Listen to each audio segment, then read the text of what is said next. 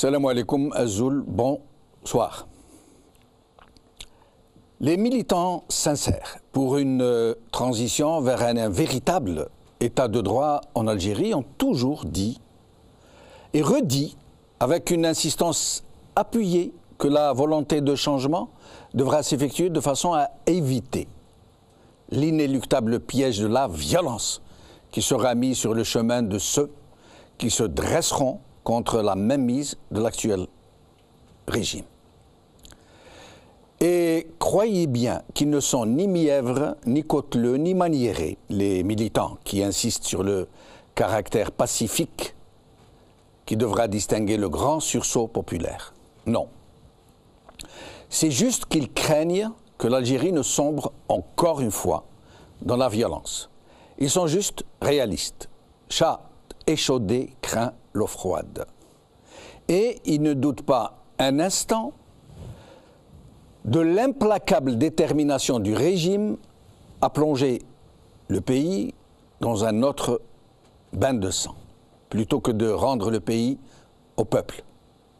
Ils savent, ces militants, pour l'avoir déjà éprouvé, que ce régime est passé maître dans l'art de gérer la violence, pour la retourner contre ceux-là même qui tentent de se libérer de son emprise.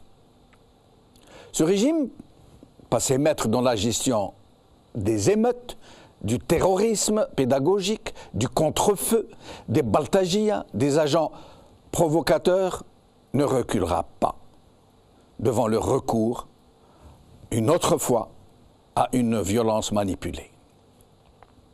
Ils savent, avec une grande certitude, que ce régime s'est déjà préparé à la grande explosion, parce qu'il sait mieux que quiconque tout le mal qu'il a fait subir à ce malheureux pays, au peuple algérien, d'injustice, d'oppression, de dévastation et de saccage. Il sait que tout cela ne sera pas sans réponse indéfiniment. C'est pour cela que de nombreuses voix se sont élevées, y compris et surtout depuis El Magharibiya, pour attirer l'attention sur les actes de violence qui ont eu lieu à Bjeïa, lors des manifestations populaires qui s'y sont déroulées. Le mot a fusé partout, venant d'intellectuels qui tirent plus vite que leur ombre, mais qui ne tirent que dans une direction, celle des faibles. Voyous, c'est le mot qui est le plus revenu dans les échanges sur les réseaux sociaux et même dans certains articles de presse de certains journaux qui, habituellement et sans vergogne, se sustentent à la mamelle qu'on sait. Pourtant, et si l'on accepte les baltagias qui ont été formés par le régime pour infiltrer toute manifestation pacifique et la faire dégénérer en émeute de casseurs, les autres jeunes ne sont pas des voyous, mais des jeunes pleins de colère, emplis de rage, à ras-bord, qui ne se sentent plus dans leur pays, qui n'ont plus rien à perdre et qui ont été tellement déclassés, tellement privés de tout, y compris de leur dignité, qu'ils en sont réduits à ne vouloir plus qu'une seule chose, quitter leur pays à tout prix, et même au prix de leur propre vie. Oui, c'est vrai, ils n'auraient pas dû brûler ni de ce bus, ni piller cette grande surface, parce que c'est leur bus, et c'est leur pays qu'ils brûlaient. Mais leur désespoir n'a-t-il pas été tel que des dizaines parmi eux se sont aspergés d'essence et se sont immolés par le feu?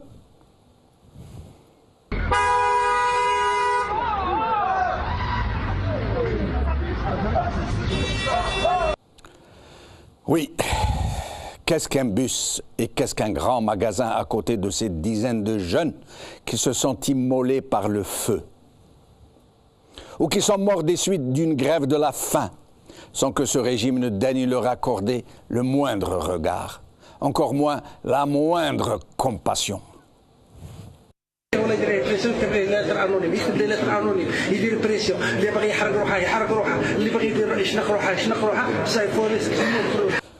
Qu'est-ce qu'un bus et qu'est-ce qu'un grand magasin à côté de ces milliers d'autres jeunes qui ont été arrachés des bras de leur mère pour ne plus donner signe de vie et dont on ne sait plus où ils sont, s'ils sont encore de ce monde, ni comment ils sont morts, s'ils sont morts, ni où ils sont enterrés.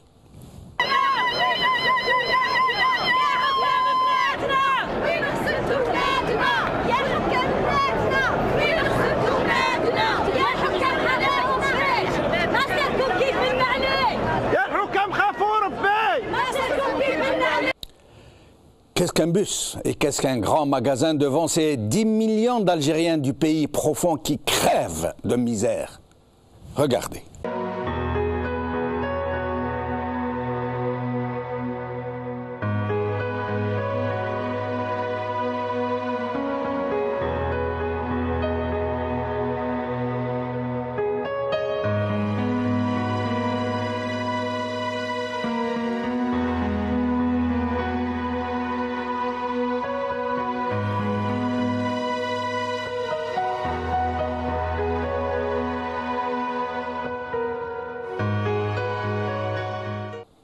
Oui. Nous devons comprendre que nos enfants sont emplis de rage, à ras-bord, et c'est de notre faute, à nous tous. Cette génération qui a accepté qu'un régime corrompu et corrupteur saccage l'avenir de ses propres enfants et ne leur laisse pas d'autre choix que de pourrir sur pied, que de se réfugier dans les paradis artificiels que leur prodigue le mauvais alcool, la ztla ou les psychotropes, ou de se jeter à l'eau pour s'arracher à leur pays, à leur famille. Est-ce qu'il est si difficile que ça de comprendre la détresse de ces jeunes qui se retrouvent pris en otage dans un pays sans perspective, sans avenir, pire qu'une jungle? Est-ce qu'il est si difficile que ça de comprendre leur rancœur, eux qui n'ont pas les moyens de s'offrir un café, une cigarette, pendant que les fils à papa du régime viennent les provoquer en roulant carrosse à bord de leurs rutilantes conduites intérieures, qui ont tous des visas longue durée, qui ont un pied chez la main étrangère et un autre dans les quartiers des nouveaux rupins. Est-ce que vous imaginez un peu ces millions de jeunes qui macèrent dans leur jus, dont les seuls exemples que leur ont donnés leurs aînés, nous, sont ceux du mensonge, des richesses mal acquises, des tbrihat en millions dans les cabarets, dans les gasbathèques, des mariages matu vus, de la considération dont jouissent les bagaras pourris. Très franchement, s'il faut jeter la pierre à quelqu'un pour les dégradations qui ont été commises à Bjaya, c'est aux barons du régime, à leur relais, à leur soutien qu'il faut la jeter. À ces profiteurs, ces pillards, ces opportunistes, sans foi ni loi. Eux n'ont pas brûlé un bus et n'ont pas pillé un bazar. Eux, ils ont brûlé jusqu'à l'avenir des générations futures, volé la vie de tous les Algériens, dévasté nos valeurs et pillé toutes nos ressources. À cause d'eux, notre pays est exsangue, non pas seulement de ses richesses, mais jusqu'à ces millions de ses propres enfants qui l'ont fui, et des millions d'autres qui ne rêvent que de le quitter, pendant que leurs enfants à eux se prélassent dans leur palais là-bas, de l'autre côté de la Méditerranée, dans leurs voitures de luxe, dans leurs yachts.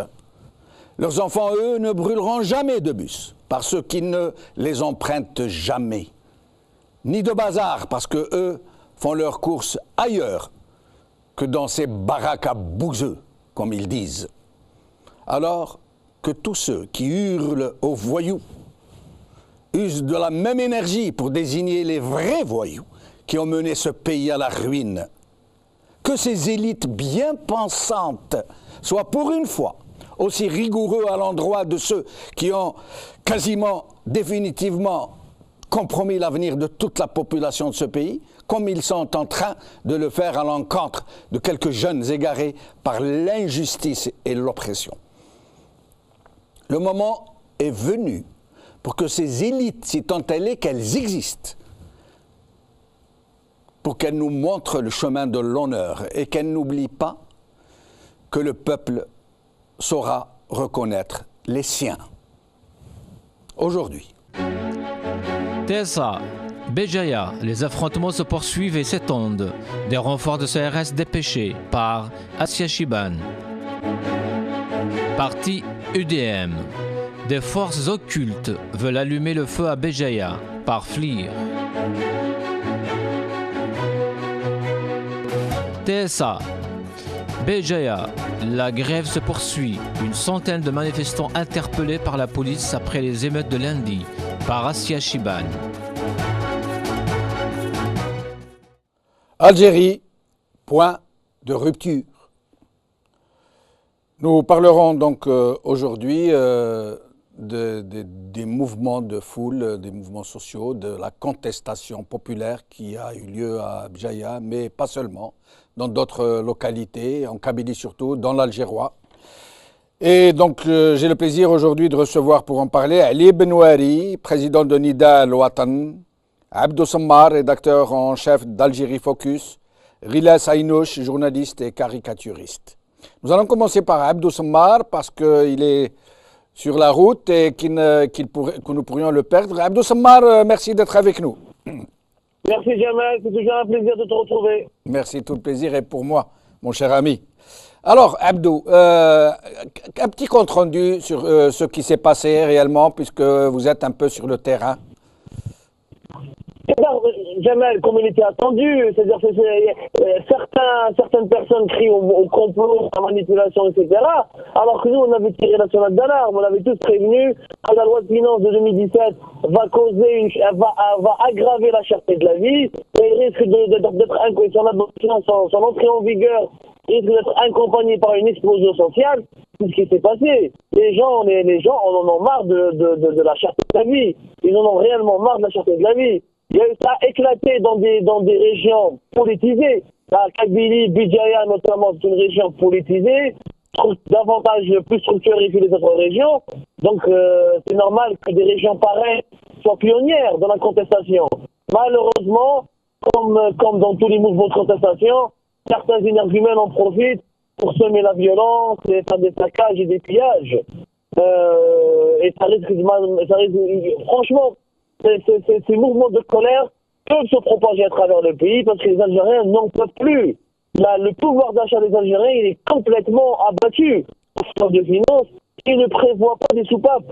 C'est-à-dire, nous, on l'avons dit dès le départ, ce n'était pas une solution, il y avait d'autres solutions beaucoup plus importantes, comme l'impôt sur la fortune, comme revoir le filet social, etc. Les gens qui ont pillé, etc., certains sont des voyous, et d'autres, jamais, il faut le dire, ce sont des pauvres. Ce sont des gens qui touchent des allocations de 3 000, 4 000 dinars. Qu'est-ce qu'on peut vivre avec 4 000, 3 000 dinars? Les enfants de veuves, les enfants de parents handicapés, etc. Il y a une discrimination sociale. Et cette loi de finances a aggravé. Il y a aujourd'hui un risque de propagation, de diffusion. Maintenant, les théories complotistes parlent de certains chapelles politiques qui veulent les récupérer. Et ça existe certainement. Il n'empêche, il y a une véritable colère populaire en Algérie. Mais Abdou, il n'y a aucun doute qu'à chaque fois, on nous sort cette histoire de la main étrangère, etc. Ça, on en a bu, mangé, on en est rassasié, on en a plein le ciboulot, on n'en parle plus. Mais cette histoire de violence et beaucoup de gens qui sont précipités pour traiter de voyous ces jeunes emplis de colère. Moi, je ne doute pas qu'il y a eu des baltagias au milieu des manifestants qui sont des agents provocateurs, dont la mission est de faire dégénérer les manifestations à but politique. Mais sinon, il y a aussi des jeunes qui, sans être des voyous, sont pleins de colère. Comme vous dites, des jeunes qui n'ont pas d'emploi, qui n'ont pas de perspective et qui, à leur manière, se défoulent. Nous sommes tous contre la violence, nous la dénonçons, nous attirons l'attention de nos gosses, de nos enfants, de ne pas y verser. Mais si ça arrive, je m'excuse, Abdou, d'avoir pris la parole aussi longtemps. En France, par exemple, quand il y a des mouvements de cette nature, des contestations, c'est 10 fois plus de casse, de violence, de pillage, et tout le monde trouve à peu près normal qu'un tel mouvement de phase de mécontentement puisse provoquer à Béjaïa. Finalement, si on fait le bilan, il n'y a pas eu beaucoup de casse, il n'y a pas eu beaucoup de dévastation. Oui, Jamal, c'est-à-dire, même s'il y a eu de la casse, qu'est-ce qui suscite la violence? La frustration. Qu'est-ce qui suscite la frustration? qu'elle a fait des injustices sociales. Si ces jeunes-là avaient des emplois, si ces jeunes-là avaient des usines dans leur région, au lieu de construire des prisons, au lieu de construire des résidences d'État et des grandes mosquées et renforcer les clubs d'épins, ces gens-là n'iraient pas casser les showrooms de Condor ou les agences bancaires, etc. Il faut remettre les choses dans leur contexte. Ça fait 10 années que nous disons que l'Algérie a besoin d'1 million d'entreprises. Nous l'avons dit, ça fait des années. Et les autorités n'ont pas voulu nous écouter. Ils ont donné de l'argent, $1 milliard à l'ANSEJ, qui a créé des sociétés écrans, qui n'a favorisé que l'importation et qui a fait du mal à la balance de paiement. Encore, il y avait des solutions. Ces gens-là, on leur demande de serrer la ceinture. Mais ils ne sont pas responsables de la faillite économique du pays. Ceux et celles qui sont responsables, c'est M. Bouchouareb, c'est M. Sellel, c'est M. Ammaroul, etc. Ce sont ceux qui ont détenu le pouvoir pendant 15 ans. Donc ces jeunes-là, il faut se mettre à leur place. Du jour au lendemain, à partir du 1er janvier, tout devient cher. Et l'application de l'augmentation de la TVA augmente tous les prix. Il n'y a que les il faut bien comprendre, Jamel, il n'y a que les prix des stocks, du stock de l'année dernière des produits alimentaires, qui n'a pas augmenté. Pour ajouter 5 dinars, 10, 20 dinars à tout, y compris le transport, le jeune Algérien ne peut pas vivre. Ne peut pas vivre. Et quand un jeune, mon cher Jamel, ne peut pas vivre, il est frustré. Et la frustration donne naissance à la violence sociale. Mais comment expliquez-vous, Abdo, comment expliquez-vous cette propension de nos élites bien pensantes à désigner ces jeunes en colère de voyous, alors qu'elles ne le font jamais à l'endroit des vrais voyous qui n'ont pas brûlé un bus, eux, mais qui ont détourné des milliards de dollars, qui ont saccagé tout un pays, qui ont extirpé toutes les valeurs du sein de cette société. Ces gens-là ne sont jamais traités de voyous par ces bien-pensants. C'est jamais une émission de l'élite. Je pense que le sujet mériterait une émission à part. Ces jeunes-là, ils sont encore violents parce qu'il n'y a pas un mouvement national pacifique qui les regroupe. Si ces jeunes-là avaient des leaders d'opinion qui pouvaient les mobiliser autour d'une plateforme de revendication avec des modes de protestation structurés, ils n'auraient pas recouru aux émeutes. Ces gens-là, cette violence sociale est le signe de la démission de l'échec de l'élite en Algérie, de l'échec du projet élitiste en Algérie. Aujourd'hui, il n'y a pas de projet de société. Aucun mouvement politique ni un mouvement social n'arrive à récupérer. Ces gens-là, moi je leur parle, Jamel. Je leur parle, moi, ces gens-là, c'est mes compatriotes. J'habite avec eux dans les quartiers populaires, on les voit. Ce sont des gens frustrés. Ils ne savent pas comment s'exprimer. On ne leur donne pas l'occasion de s'exprimer. Il n'y a que les stades de football. Ils vivent dans un pays. Il faut mettre, c'est quoi le quotidien d'un jeune Algérien, Jamel? Il sort le matin, il a un barrage de sécurité avec un policier avec une Kalachnikov. Il part à l'institution publique, il a des policiers et des gendarmes avec une Kalachnikov. Il sort à demander de l'emploi, on lui ramène un barrage avec une Kalachnikov. Et quand on lui dit qu'il n'y a pas de boulot, le seul boulot qui lui reste, c'est quoi? C'est de devenir gendarme pour une Kalachnikov. Donc le jeune Algérien, il est structuré dans la violence. Et après, quand on le voit frustré, quand il veut violenter, on le responsabilise. Il faut tirer le mal de ses origines. Et c'est vraiment hypocrite. C'est vraiment hypocrite d'accuser ces gens-là de tous les malheurs du pays. Et c'est vraiment hypocrite et moi je tire la sonnette d'alarme. Plus nous méprisons les masses populaires, plus nous les humilions dans des caricatures négativistes, nous n'aurons jamais le changement en Algérie. Il ne faut pas se couper de la base. Moi, je suis désolé. Le drame de l'Algérie, c'est pas les magasins qui ont été pillés à Mjaya. Le drame de l'Algérie, c'est la mauvaise gestion, c'est la mauvaise gouvernance et les caisses publiques de l'État qui sont pillées depuis des années. Et donc, personne ne veut faire des enquêtes, ni au Parlement, ni etc. C'est ça le véritable drame de ce pays. Je ne les excuse pas, ces jeunes-là. Jamais, juste un dernier mot, c'est important. Oui. Ces jeunes-là, je ne les excuse pas. Je les appelle au calme, etc. Mais la diabolisation massive et médiatique ne va nous servir à rien. En 2011, on a diabolisé ces jeunes-là, ça n'a pas permis au pays d'avancer. Il faut parler aux masses populaires. Il faut leur proposer des projets et les dirigeants doivent assumer leurs responsabilités. C'est à eux de construire une économie. Ce n'est pas aux jeunes chômeurs de Akbo ou de Ain Benyen ou de Kalitou. Merci Abdou Sammar, au plaisir de vous revoir. Merci beaucoup pour votre témoignage. Merci. Avant de recevoir Ali Benouari et Rilas Aynouch, nous allons regarder quelques images, notamment celle du ministre de l'Intérieur qui fait une déclaration. فيه تهديدات إرهابية أمنية موجودة، ولكن فيه عزيمة وبقوة للحكومة وللمؤسسات الأمنية وعلى رأسها الجيش الوطني الشعبي للحفاظ على أمن واستقرار الوطن. وفيها كذلك نوايا سيئة لزرع بوادر الفتنة ترافق هذه التهديدات، هي الضامنة لما تلتزم به السلطات العمومية. القدرة المعيشية للمواطن، الضامن الأساسي والأول للمواطن هو الدولة الجزائرية. Les jeunes sont en train de s'exprimer de manière et d'autres. Certains quasiment dans la joie et la bonne humeur, en chantant, en bougeant, en manifestant, et d'autres malheureusement en laissant exploser leur colère. Nous allons d'abord voir celle des jeunes qui chantent.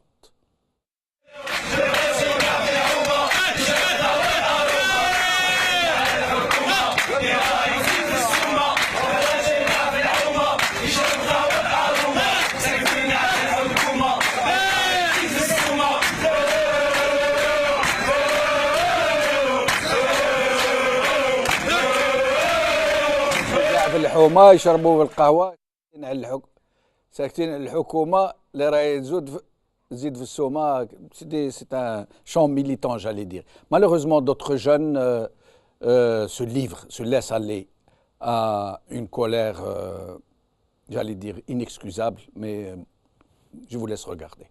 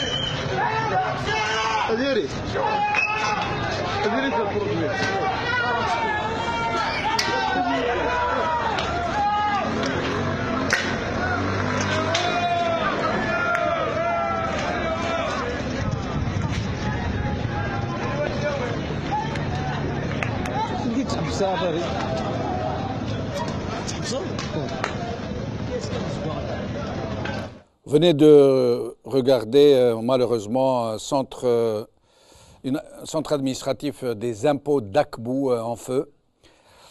Et je vous laisse imaginer qu'un centre, pourquoi ces jeunes se seraient dirigés vers un centre des impôts. Je vous laisse imaginer tout seul ce qu'il y a derrière. Hein.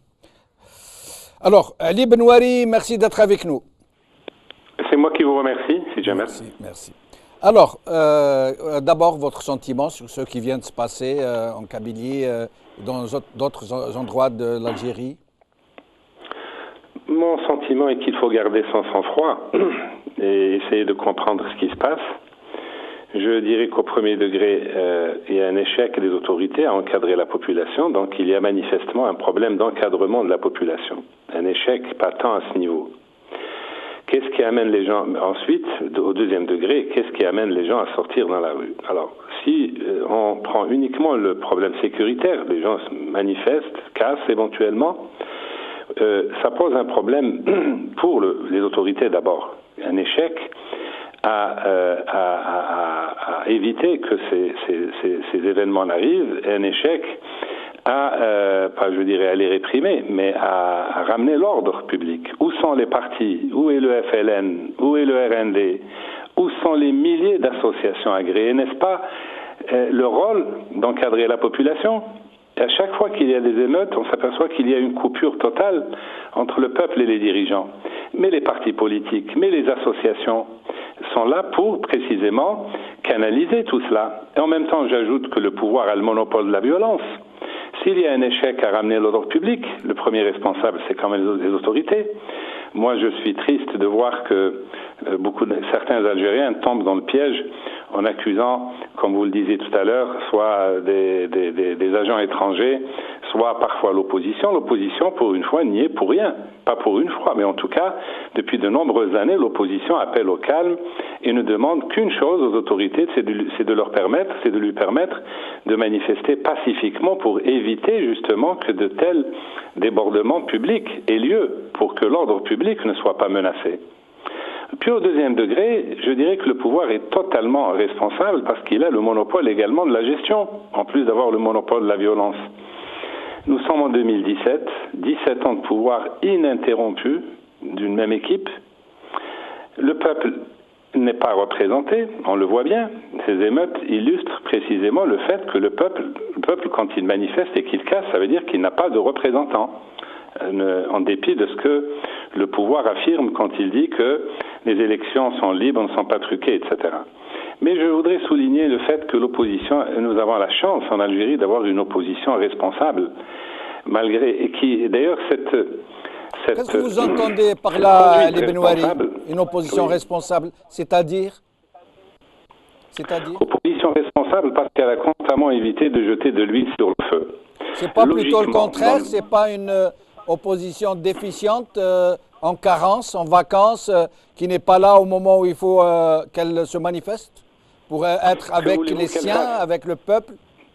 La Constitution donne le droit aux Algériens et à leurs représentants dans l'opposition de manifester, de faire des grèves, d'encadrer des mouvements, d'encadrer des marches. Mais dans la réalité, on constate que cela est interdit. Non seulement les partis qui sont agréés n'ont pas le droit d'exercer les libertés que la Constitution et la loi leur donnent, mais beaucoup de partis comme le mien ne sont pas agréés, contrairement à la Constitution, à la loi et au bon sens. Aujourd'hui, ces partis pourraient jouer un rôle aux côtés du pouvoir pour amener le calme. Mais à force de vouloir discréditer l'opposition, que voulez-vous que l'opposition aujourd'hui fasse pour calmer les gens dans la rue? Ali Benouari, vous avez dit aux côtés du pouvoir pour ramener le calme. Pourquoi pas aux côtés du peuple pour contraindre ce régime à aller vers une transition et rendre la souveraineté populaire au peuple? Je parle de situations extrêmes et on est loin d'avoir vu des situations extrêmes. Parce que imaginez les émeutes actuelles que vous voyez à Béjaïa, etc., imaginez qu'elles aient lieu à travers tout le territoire national. À ce moment-là, se poserait un problème de sécurité des biens et des personnes. Personne, ni dans l'opposition, ni au sein du pouvoir, ne souhaite que le pays flambe et que l'on connaisse une situation tragique comme celle que vit la Syrie, etc. Dans des moments extrêmes, je dis, le pouvoir a besoin d'une opposition légitime, légale, reconnue, comme dans tous les pays. Malheureusement, à force de vouloir discréditer cette opposition, à force de l'empêcher d'agir, eh bien, on libère les démons que vous voyez maintenant dans la rue. Ben justement, vous m'amenez où je voulais vous poser une question précisément. Ce pouvoir, ce régime, ce système, appelons-le comme on veut, a tout fait pour faire le vide politique sur la scène politique, pour qu'il n'y ait plus aucune force, vraiment une force réelle, qui soit ancrée à la société, qui puisse demain représenter un pôle autour duquel pourraient se rallier les gens qui contestent ce pouvoir. Donc ce régime a fait exprès de faire le vide pour ne laisser qu'une seule possibilité aux gens qui contestent, celle de la violence. Il n'y a pas d'autre possibilité. Soit c'est la violence, soit il est impossible aujourd'hui en Algérie de porter une contestation politique dans la rue. Alors, est-ce que ce régime lui-même, qui à force de vouloir donc canaliser les gens à ne plus leur laisser que la seule possibilité de la violence, est-ce que le jour ne viendra pas où il pourrait regretter lui-même d'avoir fermé toutes les possibilités et de n'avoir laissé que celle de la violence? C'est exactement ce que je voulais dire. Il viendra le jour où le pouvoir regrettera d'avoir marginalisé l'opposition et d'avoir voulu faire cavalier seul. Évidemment, en période d'opulence, quand il y a de l'argent pour acheter les gens, les consciences, pour acheter ce qu'on appelle la paix sociale, c'est facile. Mais nous entrons dans une période où cela n'est plus possible et où les instruments habituels, donc financiers, ne pourront plus jouer et il faudra bien utiliser d'autres instruments. Et ces instruments ne peuvent être que politiques, c'est-à-dire pour encadrer la population. Encadrer la population, c'est-à-dire les amener à faire des actions vertueuses et pacifiques et surtout les calmer dans les situations extrêmes. Aujourd'hui, je défie n'importe quel parti politique de dire aux gens qui sortent dans la rue de rentrer chez eux, je les défie de réussir. Ils ne seront pas écoutés. C'est pour ça que je dis, on a toujours dit, en tant qu'opposant au pouvoir, faites attention, ce n'est pas comme dit Yahya, des menaces. Lui menace, nous ne menaçons pas. Nous essayons de prévenir le pire, d'empêcher que le pire n'arrive. Mais ce pouvoir est autiste, comme vous le savez. Il ne partira que quand il sera contraint de partir, et il sera contraint de partir quand il n'y aura plus un sou en caisse. Mais je suis sûr et certain que bien avant le dernier sou qui restera en caisse, vous le voyez bien, je l'ai toujours dit depuis 3 ans, j'ai dit en 2019, on connaîtra une situation de famine ou proche de la famine, mais hélas, le chaos risque de s'installer progressivement et durablement. Et nous sommes dans cette situation absolument dangereuse. Il faudrait être inconscient. J'essaie de mettre à la place du pouvoir, il faudrait être inconscient pour imaginer que c'est un chahut de gamin, comme on disait, comme certaines personnes disaient en 1988, ce n'est pas un chahut de gamin, c'est des signes précurseurs de quelque chose de bien plus grave et de bien plus large. Ce qu'on voit à Djaya, Bouira, etc., ce sont des signes annonciateurs de quelque chose de beaucoup plus grave.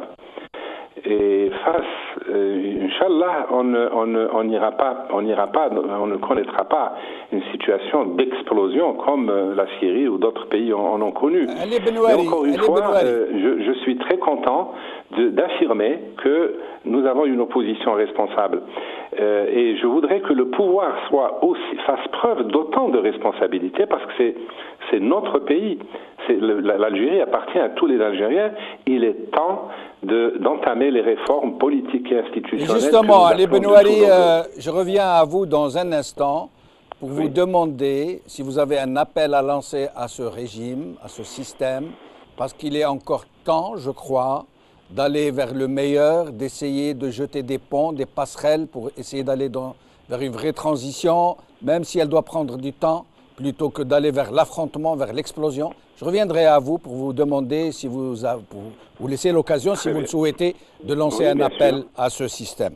Riles Ainouch, merci d'être avec nous. Riles. Bonsoir Jamal, merci pour l'invitation. Merci. Alors d'abord, est-ce que vous avez un dessin pour nous aujourd'hui ? En fait, le dessin, je ne l'ai pas ici parce que je l'ai envoyé au journal. Et il n'est pas sur cette table. Mais bon. Mais allez, ça fait rien. C'est dommage.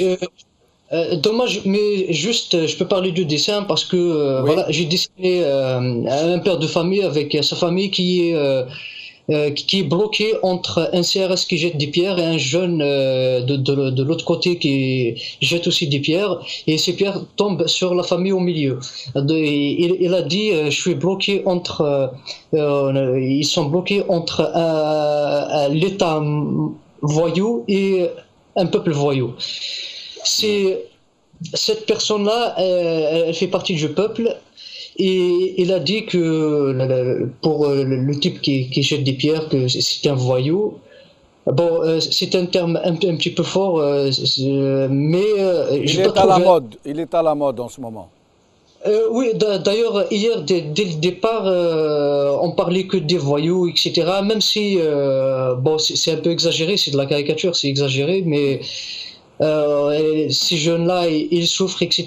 Mais quand je vois, par exemple, moi je suis au milieu, là, il y a le commissariat juste à... Oui, je rappelle que vous êtes à Bjaya, hein.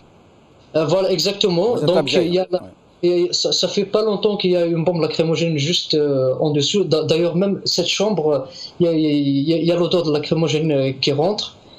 Donc je suis en plein milieu de ces événements-là. Mais justement, Riles Ainouch, essayez de nous dire un peu ce qui se passe. Est-ce que c'est encore les émeutes sont toujours en action, si je peux dire, en ce moment. Oui, ils sont toujours en ce moment en action. Il y a des jeunes qui crient, je les entends d'ici, et les bombes lacrymogènes.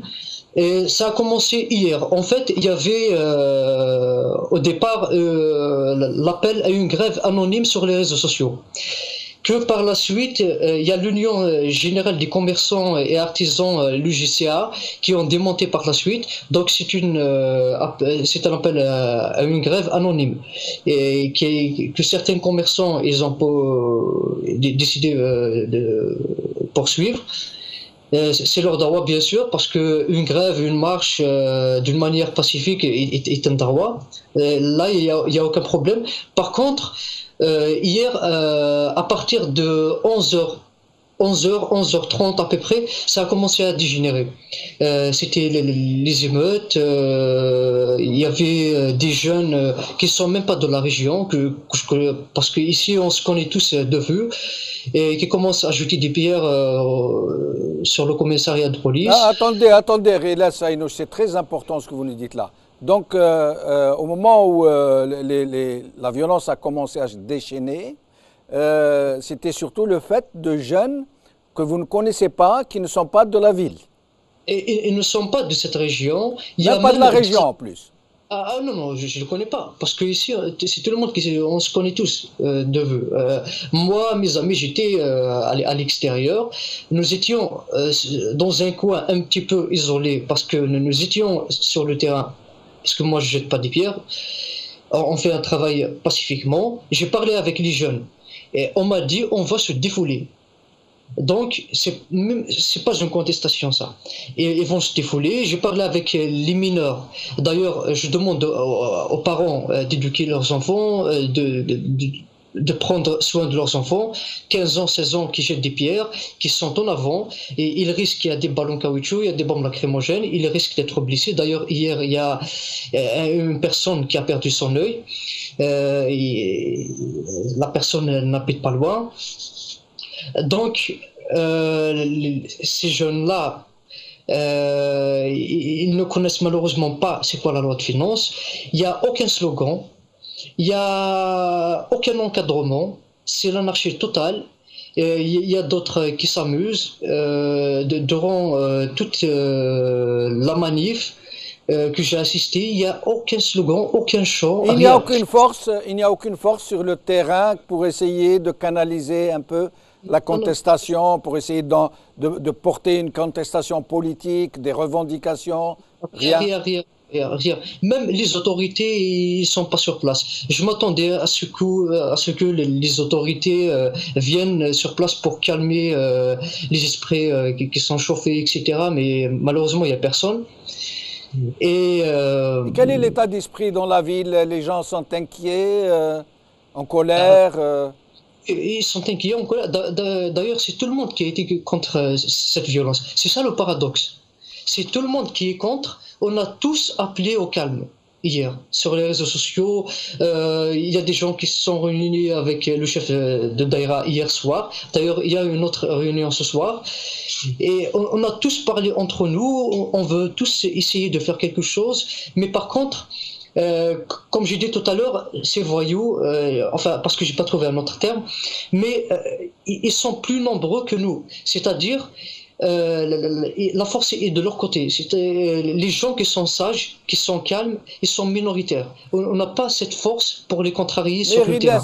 Rila Saïnouch, ces jeunes qui sont, ces voyous, on les appelle comme on veut, qui sont en train de se défouler, comme vous dites, est-ce que ce n'est pas la colère, est-ce que ce n'est pas la rancœur qui les fait bouger? Est-ce que ce n'est pas le chômage, la misère, l'absence de perspective? Est-ce que ce n'est pas ça qui les agite, qui les pousse? Oui, moi aussi, je suis jeune, ça fait pas longtemps que j'ai fêté mes 28 ans, donc on a tous presque le même âge, mais malheureusement, moi aussi je souffre dans ce pays, j'ai pas d'appartement, je souffre pour ma carte militaire, ça fait pas longtemps, j'ai tous les problèmes que les jeunes Algériens ils en ont. Je connais des jeunes qui souffrent, etc., mais aucun de ces jeunes n'a pris des pierres pour les jeter sur la police, etc. C'est ce que je comprends pas avec ces jeunes-là. Hier, parce qu'on a discuté, je leur ai dit, bon, maintenant que vous jetez des pierres sur le commissariat de police, admettons que le commissariat maintenant est brûlé, que les policiers qui sont à l'intérieur, qui sont bien sûr des citoyens comme nous, et ces policiers-là, ils sont morts. Est-ce que vous allez avoir du travail? Est-ce qu'on aura des logements? Est-ce que ça va régler notre problème? Est-ce que le problème de l'économie algérienne sera réglé? Le problème, c'est pas de brûler le commissariat de police qui est ici à Béjaïa, à Akbo, à Sidaïch ou ailleurs.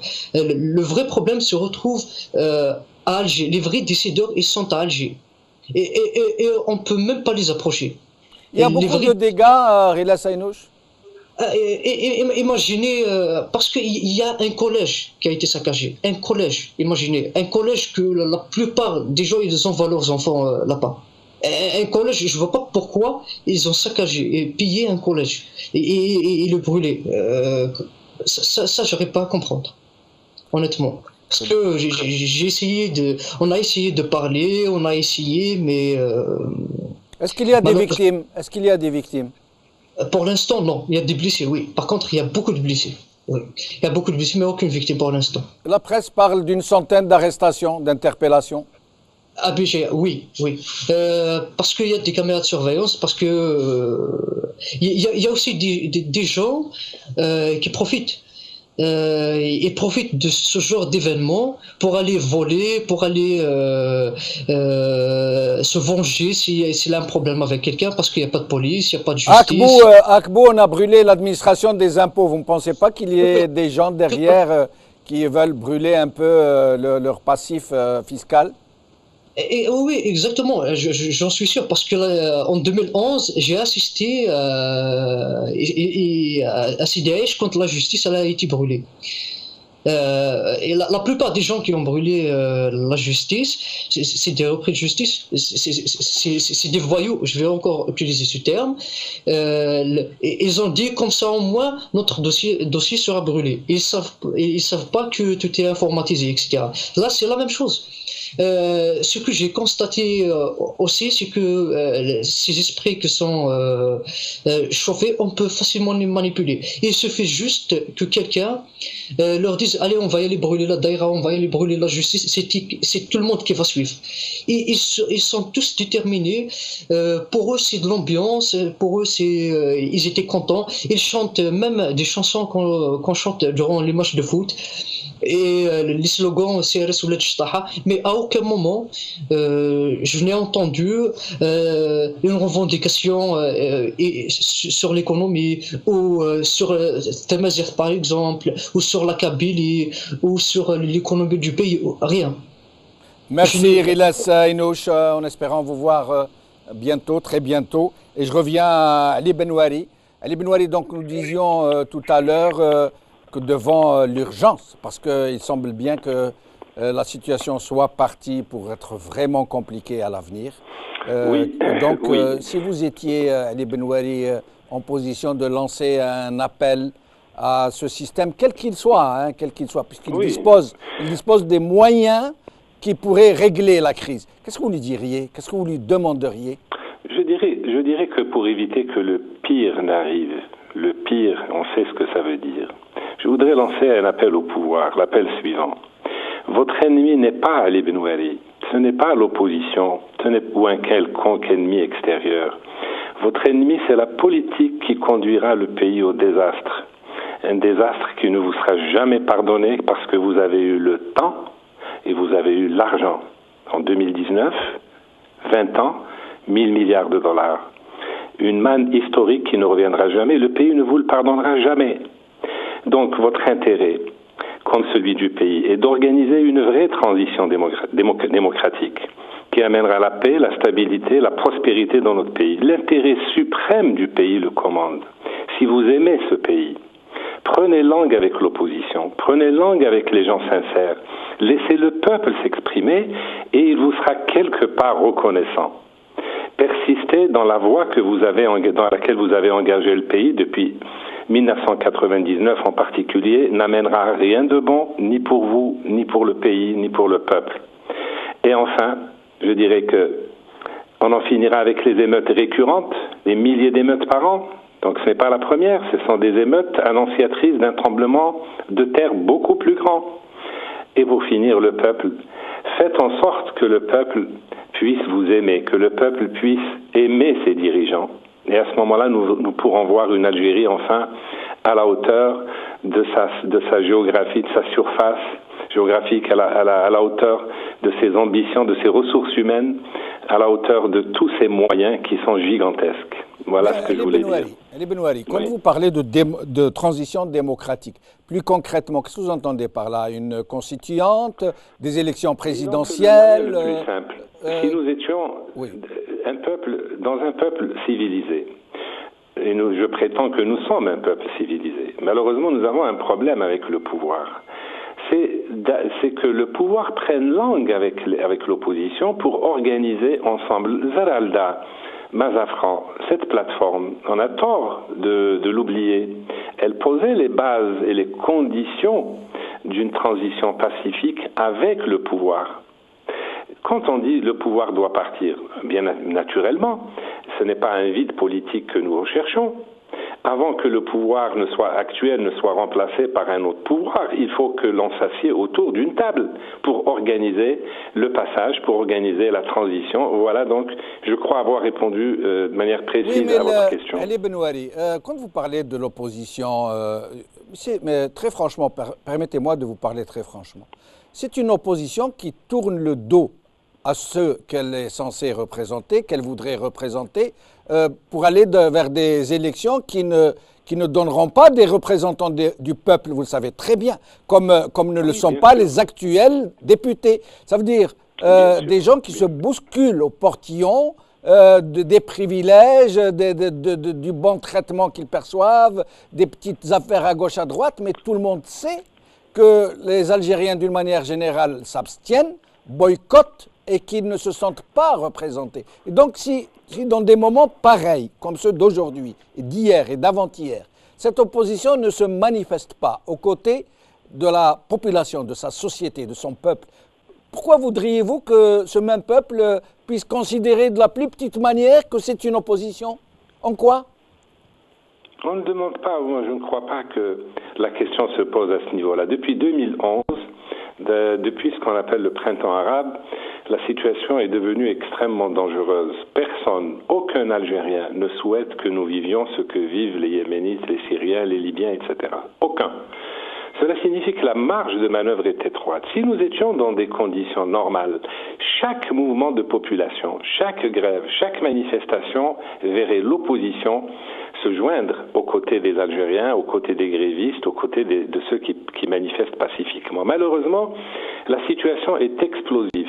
Il suffit que des Baltadjis, il suffit que des casseurs manipulés, peu importe par qui, se joignent à un mouvement de manifestation, qu'il y ait de la casse, qu'il y ait des émeutes, et on désignera immédiatement les responsables de l'opposition comme ayant été derrière l'explosion, derrière le la main intérieure.